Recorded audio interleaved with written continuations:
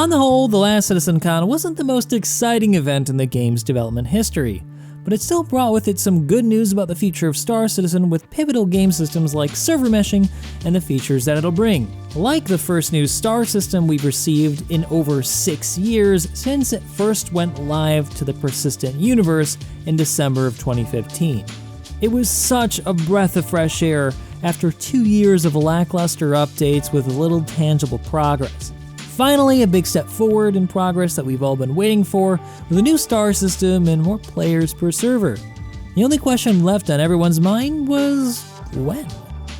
And in typical CIG fashion, we really didn't get an answer. But they said it was close, at the very least. Fortunately, or rather unfortunately, we now have some semblance of an answer. You ready? Definitely not in 2022. Probably. The progress tracker, what they now want us to focus on, was just updated, and it now shows that server meshing is approaching completion at the very tail end of 2022. I mean, it's hard to know because the progress tracker is not really a progress tracker, because when something is done on the progress tracker, it doesn't mean it's complete according to CIG, and so all we can really say is that it's not going to be released within the time that it shows that it's being worked on, because it's being worked on. So I can just say, it's not coming out in 2022. It's just not happening. And if you're maybe uninformed, CIG's not been the best with time frames, and so it's probably still pretty optimistic. So we're still looking at this going into 2023.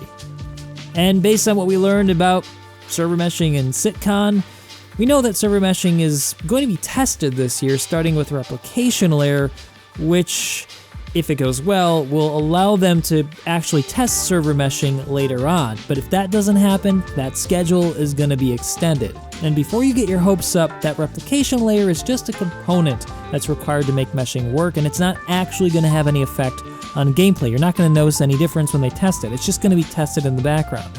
So, I mean, if it all goes well, which it usually doesn't, we'll see it at the end of Q4, but not in a release. It'll probably be Q1 or Q2 of 2023. Of course, this also means then that we're not getting Pyro this year, as the new star system requires server meshing to work. That and a bunch of other features like persistent hangers, blah blah blah. There's a ton of stuff that's being locked behind this, and it's really unfortunate to learn that we can't look forward to it this year. But at least we can get some more gameplay and features and gameplay loops this year, right? I got some more bad news for you. Now, unfortunately, there was a big thing that I missed in the last video I did about that roadmap update that set everyone's hair on fire a couple weeks ago. I don't know how I missed this, but it's probably the most important sentence in the entire thing, and it's buried halfway through. As mentioned in a previous roadmap roundup, as well as on this episode of Star Citizen Live, the core gameplay pillar team has moved to focus exclusively on Squadron 42. Yeah, that's kind of a big deal. I don't know how I overlooked this nugget in the last video, but holy crap, that hit home. When you think about it and you combine that with the next little tidbit I'm going to add on. There was an article published by MCV Develop, which is a magazine that interviews and talks to developers and covers developer news in the development industry, where they interviewed Carl Jones, Chief Operations Officer for Cloud Imperium Games, where he said that with regards to Squadron 42, I guess we'll see how long he, Chris Roberts, needs to be over in the UK. It could be 1 or 2 years more to complete Squadron 42. Allow me to assemble this jigsaw puzzle for you if you've not seen the picture that it paints yet. Not only are we not getting large content like Pyro or server meshing this year, but we're also not going to be getting any major step forward in gameplay until Squadron 42 is complete, which is at least 1 or 2 years from now. And again, CIG is notorious with optimistic dates. So yeah, 2022 is going to suck for Star Citizen development. Is it completely hopeless though? Probably, but I don't think so.